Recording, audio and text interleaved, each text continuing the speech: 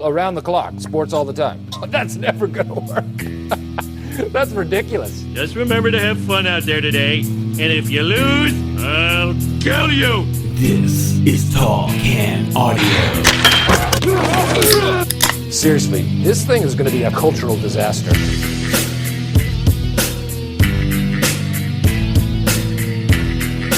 All right, we're back in here. A couple of things still to cover on this edition of the show. What are you riding with over there this time? Oh, it's interesting, Matt. It's interesting. I am having from Imperial City. It's actually not what I thought I was drinking at all. So it's a surprise to me and to you. Mm-hmm. This is the Wheat Pog. Oh, man. Wheat ale. Did you play Pog? I did not. Yeah, you were probably like 27 by then. It would have been a little weird. So this is the... Still out there at work trying to get people to trade slammers with you. Right. Wheat, orange. No, it's a wheat ale, but it's passion fruit, orange, guava. Okay. 5.3%. So I'm interested. As soon as I cracked it, getting a lot of orange. Yeah. So I'm going to have a poll on That's this. the theme of the day. 5.3%. So middle of the road. Okay. What do you have over there? I'm sticking with it, man. Going right back to the spring saison. There's no way of knowing from Sawdust City. Whoa. Orangey. It's very...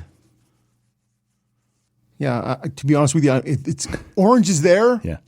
I'm not sure if it's the guava or the passion fruit, to be honest with you. If you were to blind taste test me, and I'm not sure I could tell you what a... Guava. I'm going to go with passion fruit because I'm a passionate Rob's guy. feeling the passion. Yeah. This is a lovely... It's got a bit of that peppery finish, but it's a lovely warm summer day kind of beer. Okay. The Wheat Pog from Imperial City. Very nice, actually. So you've never played Pog at all? I don't even know what the hell you're talking. Is there like cards involved or? No, they're like round little. You could get ones with different characters or different teams, and they're just like round little pieces of plastic. Yeah. And you put your Pog on top of someone else's Pog, and then you slam and you try and get them to flip. And if I get them both to flip, I take mine back and yours. I think Pog still may have been kicking around for one of my kids. Nice. Or maybe one of those things that disappeared and cycled back. What about marbles? Did you play marbles in Norwood High? Did I ever use Not it? high. Did I ever chase a hula hoop down the street with a stick? Like that, man? Did I ever have a bowl in a cup or whatever that thing is? Cup and ball. And the ball, you like... Could be in a cup and ball. Yeah. Hey, how come you're not playing Bone Storm? Nah, it got boring. I'm really into this cup and ball now. Whoa! Wow! Man, you never know which way this crazy ball's gonna go! Yeah, right. You're just trying to trick me because you don't want me playing with your video game. Here, go ahead. No, let me try the cup and ball. Get your own! Come on, don't be a cup and ball hog. Hey, give it! That's mine! Miles, come on, give me a cup and ball. You're a cup and ball hog. Come on, you little oink oink. Mom! Bird smoking! Yeah, I did have marbles as a kid. Of course I did. Yeah, no, we played on the schoolyard. I don't remember the rules. We had to dig out a little... Somebody dig a little heel hole. Yeah. Yeah, of course, man. Okay. Cat's eye, a little... Jumbos and... The jumbos. Yeah, man. The milky one. Yeah, of course, man. Okay. Scrambles. Well, that was still a thing, yeah, in whatever it would have been, with the 88. The hula hoop with yeah. the stick. Well, I don't know what you guys have. Running down the street, you're like, Yeah. You can hear the party line ringing at the end of the... Yeah. Too short and one long, Matt, of course. Everybody gets that. Too short, I believe. But... Yeah, exactly. That's what she said. Yep. Look, you mentioned a couple of minutes ago the World Hockey Championships underway over in Sweden. Canada beat Slovenia 4-0. Good start. Got to get that Slovenia game behind you. 2 goals for Bo Horvat. 3 points for Nathan McKinnon. You were saying that Crosby was playing with Celebrini and Fantilli. The look at the power play was pretty impressive with Horvat and Konechny, McKinnon, Crosby. It's not a bad lineup. It seemed to work out. Yeah. It started at 6 a.m. Were you up watching this shit at 6 a.m.?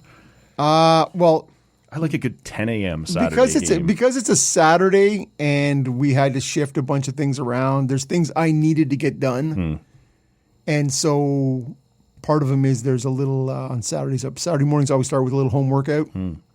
So I got up a little earlier. Okay.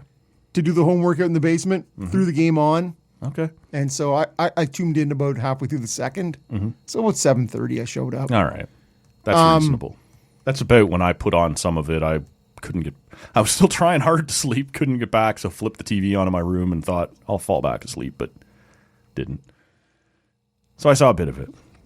Mostly just the third, though. I don't know, man. With Dylan Garand. Were you surprised to see him? A little bit after the shit kicking we gave him the other day. Yeah. Fleury over, and you had said, I agreed wholeheartedly during the last time we talked about this, no real reason for Jordan Binnington to go. Jordan Binnington is going. We'll join the group. Well, I was looking at Kemper or Blackwood, guys who maybe didn't work as hard. But slackers. Well, and guys who maybe had more at stake Hockey Canada-wise. Like Binnington's already done the Four Nations and won it, and you're like, okay, that kind of gives him the leg up. Yeah. He could have easily gone home. So I don't know if this is just him wanting to do it or him putting his fucking stake in the ground going, no, there will be no Guess who the number one is? Yeah, there will be no reason for anyone to say it's anyone else. I'm a Hockey Canada guy. They did tweet out, Hockey Canada did, that Carter George and Porter Mortone will stay with Team Canada. Now, obviously, they had gone over as, Carter George, we all saw at the World Juniors. Porter Mortone was obviously supposed to be a key contributor to a World Junior champion. How'd that go, Matt? It did not go all that well. Oh, but Michael Misa was... But these were obviously two guys who probably thought they were going over to be, not the same way a Celebrini or a Kent Johnson would, but we're going to be a part of this, and all of a sudden, back of the bus. Now, it's still a hell of an experience, and Hockey Canada is going to keep them around to take part in on-ice stuff. It'll be a great experience, but it sort of feels like at the last minute, the flood doors opened of a bunch of NHLers, as we talked about last time, ahead of an Olympics, saying, yeah, I'm in, I'm going. Don't worry about it. I'll be there. To me, it's the Crosby thing. And it's funny because I was listening to Mike Johnson's hit on local radio on Thursday, and he was already in Stockholm as doing the color for TSN. And he was saying, T's here. He's like, I can't commit to this. I can't tell you until the planes arrive, but there are people on the way over here that will make this easily the best World Championship team. They're not even all there yet. And so I'm like, who is it? Are we talking about, Braden Point? Are we talking about Doughty? Are we who are we talking? Who's coming? Yeah. Right. Turned out it was Braden Shen and Binnington. Right. That was Yeah. I'm just saying the mind starts to sort of. Do you think? I don't know. Maybe I'm just putting too fine a point on this that it's all about the Olympics next year. For a guy like Braden Shen, I can't imagine what his role would be, but he did look better for St. Louis after the trade deadline. Well, that for sure. And after the trade deadline, where he had sort of said, I don't really want to go. And there was sort of, I was dreading it as a Leaf guy. Don't do that. We don't need that age, that contract, whatever. And they got up and they got going, and they were incredible in the second half of the season. So I don't know if he thinks he can get on that radar, or if it's just, I was playing reasonably well. I'm going to go over and finish this out. Maybe I'm making too big a thing out of the Olympic side of it, but I do think for a lot of these guys that is. I think for a lot of these guys, there is still. I think there is the bubble guys. There is the lure of the Olympics. Yeah. I think for a guy like Braden Shen, it's. We didn't hear his name once. Leading up to 4 days. As he's in the back half of his career. Yeah. He is the chance to go over and win a world championship gold medal. Mm-hmm. I think has its own sort of lure on its own. I can't speak for Braden.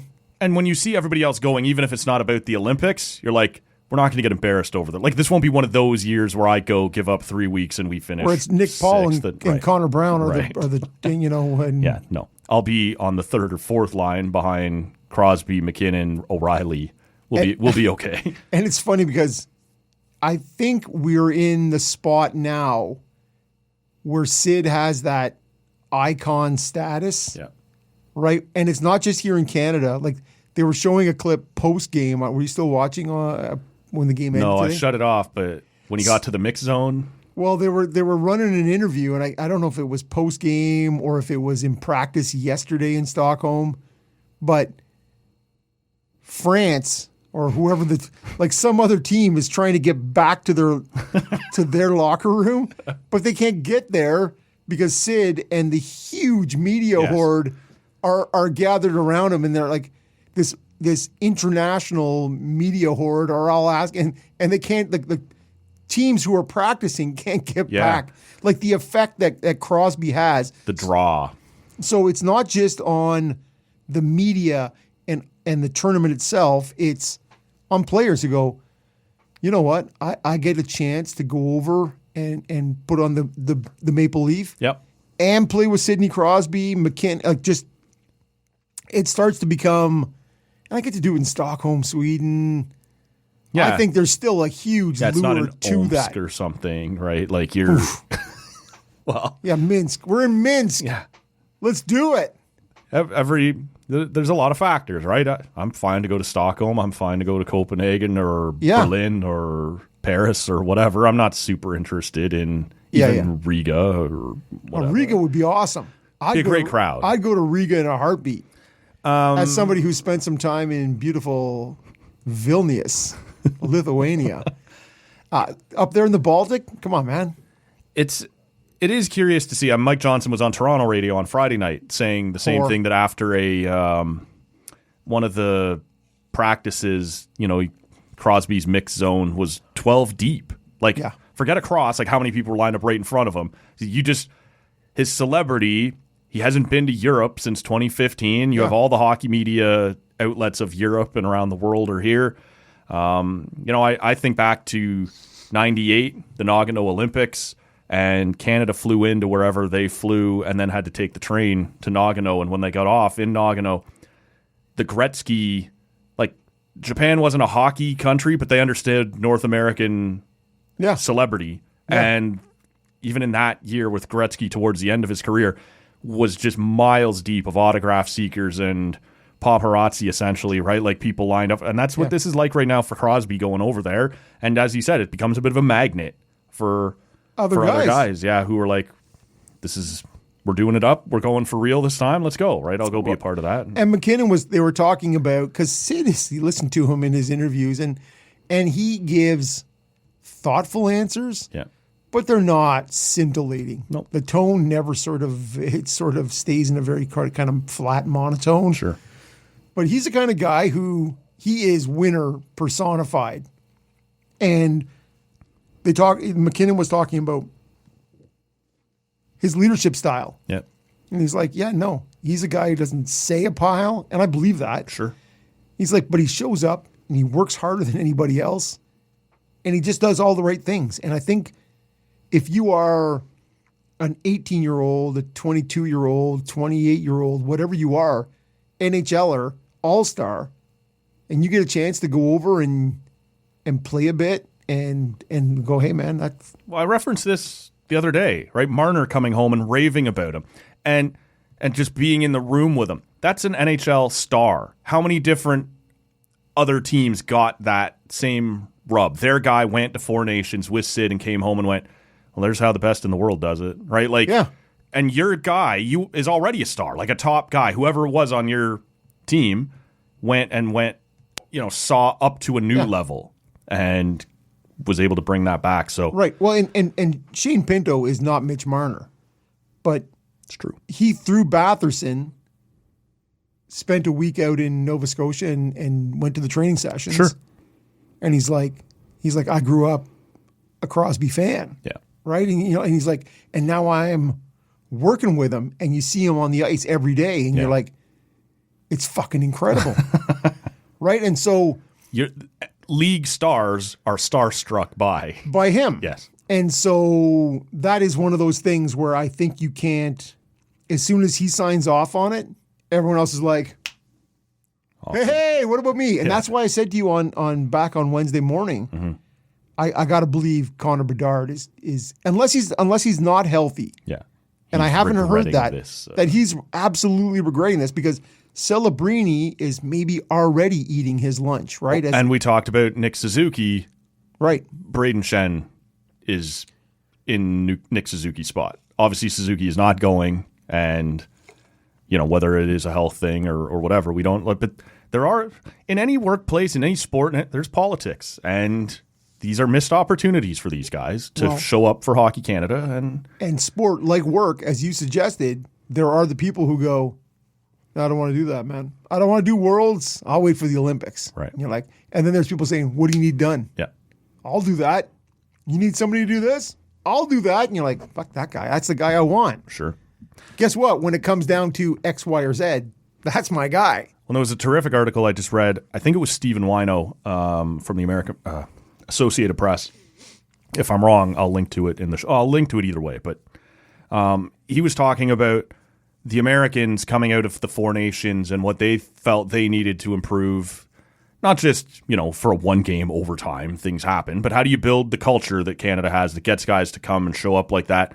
And Dylan Larkin on ESPN at the end of the tournament and to a couple different outlets afterwards said, we need to get guys showing up to world championships because the American roster is always college-heavy. Spotty. Yeah, it's not great. And he had sort of put the bug out there that said, look, these guys every year – somebody big for Canada shows up, right? Like there's, often enough anyway. They have a really respectable roster, and our guys just don't go. He said that's part of it. You got to build a culture. You've got to care about this. You got to want it. Now, it really sucks. He has a legit family situation. He can't go now. Right. So that looks bad, but it's legit. But he has gotten, like Jeremy Swayman is going over.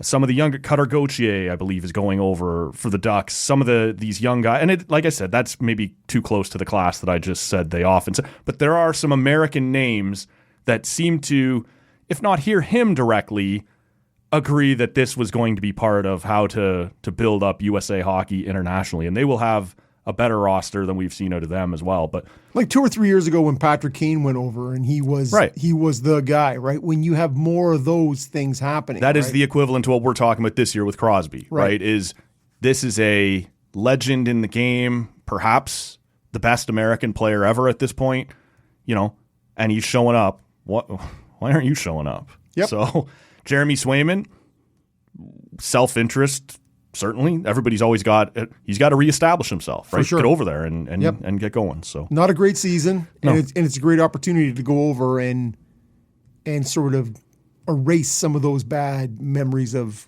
24-25. Now, I believe I saw yesterday Joey Decord started ahead of him. He of many passports, I believe. He of soon to be a Canadian passport. Well, maybe not now. I don't know if this, now that he's played. There at is still that Hellebuck, Ottinger, and there's things happening. It's there. true.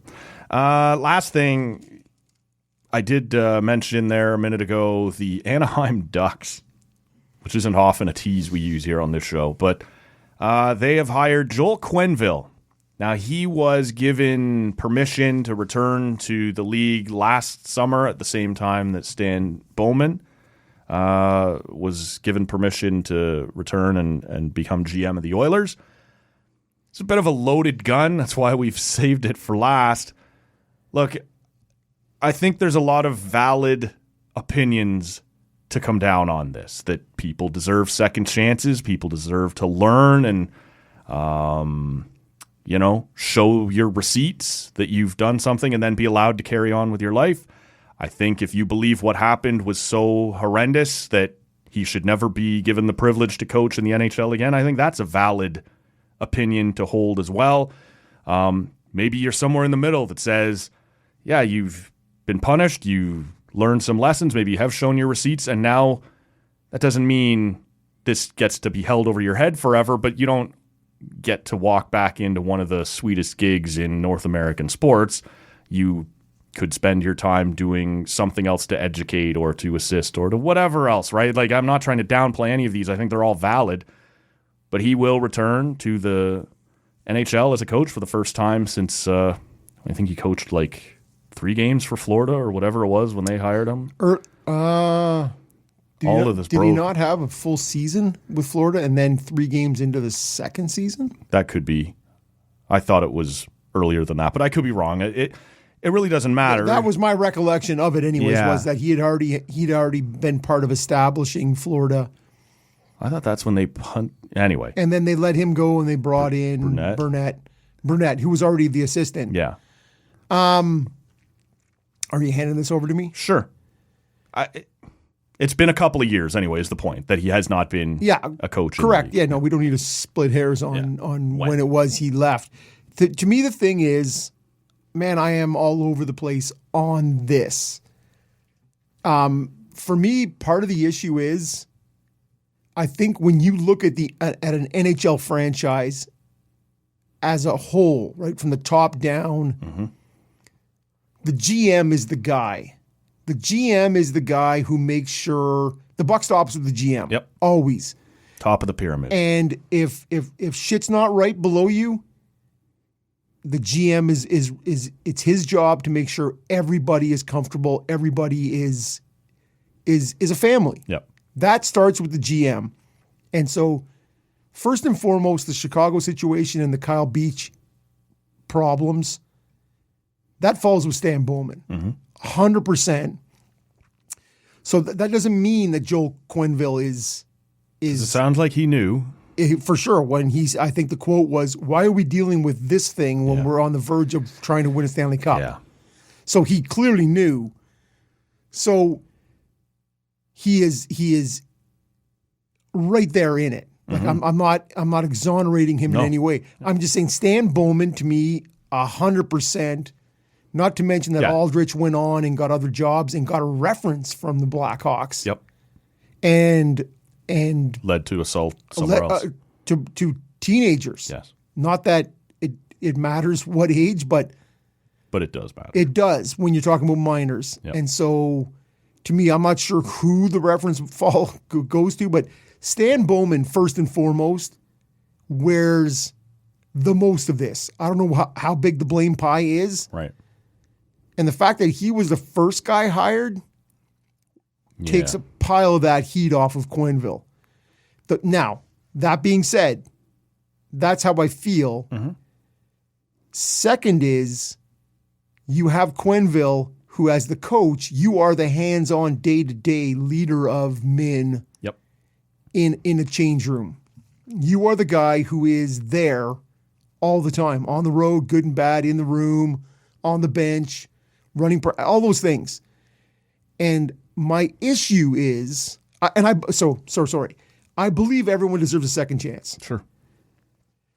To me, the fact that you as Anaheim with a young group have hired this guy when he could have gone to Boston, he could have gone to the Rangers, teams who are veteran-laden, trying to win now, and you've brought Quenneville in, and I don't really know what he's done. I've heard him say, I've learned, I've done, like, what have you done? You've brought him into a situation with young potential, right? Guys in their early 20s is a bit of a red flag for me. I wonder if I'm being too cynical in the fact, because you're right, the Rangers went with, what's his name out at Mike Sullivan. The Boston Bruins haven't done anything yet. Those are big, heavy markets with a lot of media. I wonder if there's a certain hiding in Anaheim. Right, in New York and Boston, you're going to be asked a lot of questions. There's going to be a lot of media. In Canada, anywhere, there's going to be a lot of questions. There's going to be a lot of media. And so maybe this is completely irrelevant, but it's sort of like we're the Anaheim Ducks. We won't face that same sort of spotlight.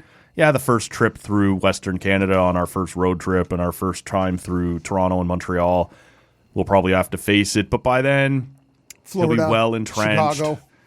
Yeah. Chicago for sure. But we can sort of absorb this easier than some of these other markets, and he can kind of slide in, not under the radar, but I don't know, like that's a part of this for me. It feels almost Like, if you would asked me to name 3 teams that would consider being first in line to hire Joel Quenneville, Anaheim would have been on that list. I said it at a party 3 weeks ago when they fired Cronin. Right. I'm like, that would be the perfect place. And so, yeah, I'm wrestling personally with the idea of everybody deserves a second chance and everybody deserves to be forgiven. And if you as a listener have your own opinion on that, you're obviously well entitled to it. I don't know.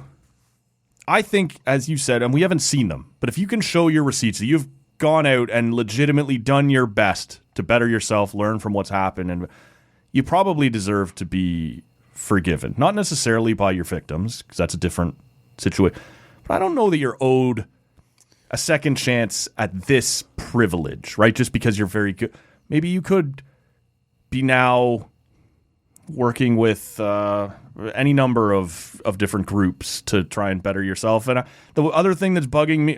Racing, Matt, I think is... Well, I don't even mean just to better yourself, right? Yeah, but like to better the hockey world, right? And to advising other coaches and things like that. The other thing that stands out to me is it feels gross to me every time I hear press releases or media types or whatever that mention, and I've reached out to Kyle Beach and he says it's okay. And I do think you should apologize to that guy. Certainly. You were a part of he was a black ruining ace, his fucking life. like straight out of wherever, Calgary or wherever he was in the WHL, right? He was a high draft pick and that guy's career was squashed. But I feel like the victim is often burdened with, can you go and tell everybody I'm actually a good guy? And maybe that is how he feels, right? Like maybe he has seen these people, and we've seen certainly around the Stan Bowman hiring a year ago that they're friends now and they're whatever. And so good for Kyle Beach if he's just he almost certainly is a better, a more forgiving person who's willing to. But I think this happens too much, that we put an onus on, even if we didn't have that quote that said Kyle Beach has sort of co-signed this or whatever, the first call the media would make would be to the Beach family or to his representation. Does he want to comment on this? And I feel like that's an unfair burden, and maybe it's a reason that you just don't do this at all. There's like 36 people, as far as I can tell, who are qualified to coach in the NHL based on the way we recycle them. Toss this one aside. How are any of them 3-time Cup winners? No. But I don't know. That's what talks, I Matt. understand. That's what it's talks. not that I don't understand that. No, I know. But you can't discount that. I just feel like we often lean on the victim to keep coming back to this. Can we bring this up again? You're cool with this, right? You're cool with me going to... Yeah. Well, I don't like that. And there's something that makes me feel weird about that. Yeah, of course. Well, but to me, that's legitimate. Yeah. To me, the thing is Quenneville, and he just didn't see the seriousness, I guess, in the crime that happened. Well, what does that say about you? Yep. Yeah. And so to me, it comes back to, what have you done? It can't just be, I've been out of the game for 4 years.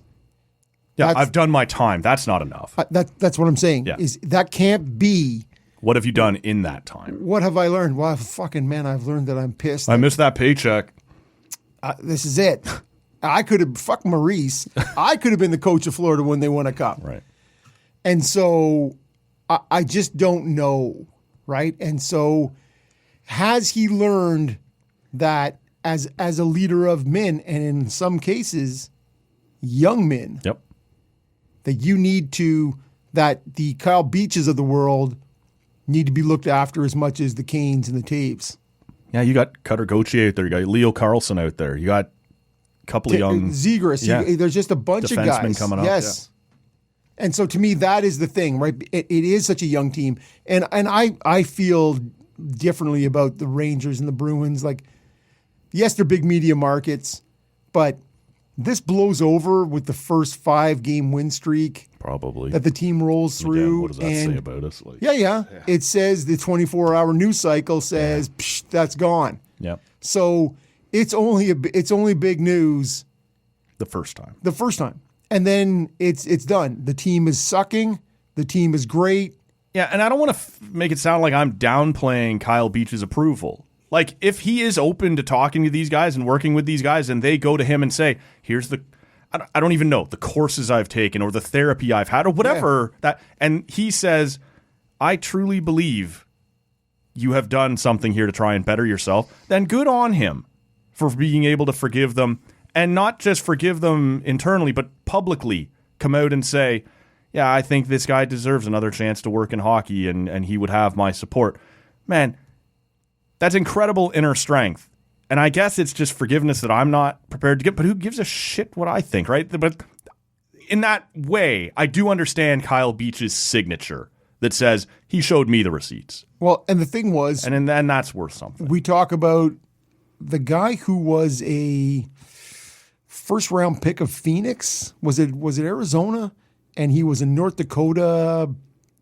Yeah. And the bully. And the bully of the kid who had... The special needs kid. Yep. He was also a black kid. And yeah. Yes. And so... His name's escaping me right now. But the family reached out to that guy too, the victim. Yep. And the victim was like, the victim's family was like, fuck that guy. Yep. And I think that's fair too. Which is what a lot of us feel when it's, you're like, I'm still here living my life as a struggle. Yes. In whatever way. If you have it in you to forgive, that's incredible. Good on you. 100%. It's also totally 100%. valid to say, go fuck yourself. You've ruined my life. Fuck you. Well, and even if you haven't ruined my life, but you've just made my life less pleasant for the period that you were in it. You're not entitled. And then now you just get to, this is ruining your chance at a little slice of mana. You know what I mean? Yeah. You're like, fuck that. Yep. And so I totally get the victim who says, beat it. Yeah, double guns, man. Screw you. As we said off the top of this topic, there's many valid 100% feelings on and this. So, and I have both of them. Yeah. When it comes to Joel Quenneville, it is a multi-pronged conversation, right? You can't. I don't think there is just one path. There isn't. No. That's probably enough for today, eh? That's an angry. It's an angry finish. There was no way to slice that subject in anywhere and not have it be to bring a lot of feelings, ideas to the forefront, and yeah, we'll see how this plays out. But he's back in the league now, and I have a feeling that you are correct. By November 10th, you won't hear about it. Yeah, short of his first trip to Chicago, depending on when that happens, and probably Toronto and Montreal. And he's coming into, I think, a fairly advantageous position. There's no questioning the fact he's a good coach. And that team is on the rise. Yep. We'll wrap this one up here. It is Saturday afternoon, so there is hockey tonight. It doesn't start till like 9. That's stupid. And I'm pissed at the Jays, eh? We're not going to get into that here today, but you're in Seattle. 9:40. Yeah, fuck off. What is that? On a Saturday. Like a nice 4 p.m. start for you is still a nice 7 for me. That would have been great. How about a 1 o'clock start for you is a 4 for me? Yeah, that would have been sweet too. Selfish fuck. Beat it. Yeah. It's probably time to. Yes. We've gone from being pissed at Joel Quenneville to being pissed at the scheduler of Seattle Mariners games. You had it coming. Yep. We'll wrap this up. Thank you so much for listening. We're on social media at Tall Can Audio. Subscribe wherever you're hearing us right now. For Rob, my name is Matt, and we will see you Thursday for our 10th anniversary show. See ya. I've got nothing here. You're giving me baseball and hockey, and I got my keister blowing in the wind. That made to look like a fool here. That's just dumb. I don't want anything to do with this place. This place is run by a bunch of children.